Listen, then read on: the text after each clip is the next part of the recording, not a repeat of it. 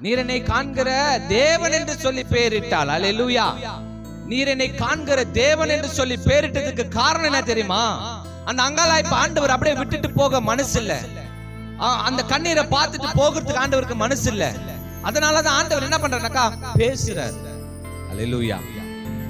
பார்க்கிறது மட்டும் இல்ல, அவர் பேசுறார். அல்லேலூயா.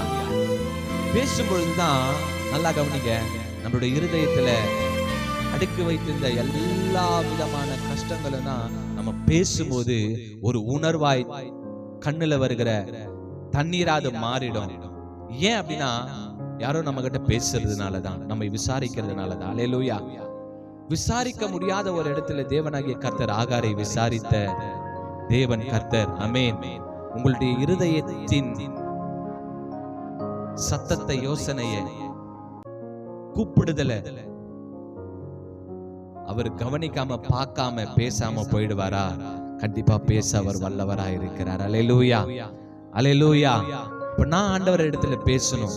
ஆமென். நான் ஆண்டவர் இடத்துல பேசும்போதுதான் எல்லா இடத்தையும் உலகத்தை பார்த்துன்னு இருக்கிற தேவனுடைய பார்வை பா அப்படின்னு கூப்பிடும்போது சட்டுன்னு அந்த கண்ணு என் மேல திரும்பும். அப்பதான் ஆண்டவர் என்கிட்ட பேச ஆரம்பிப்பாரு.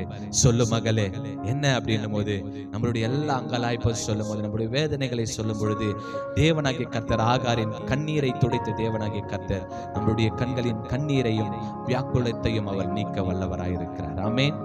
அல்லேலூயா.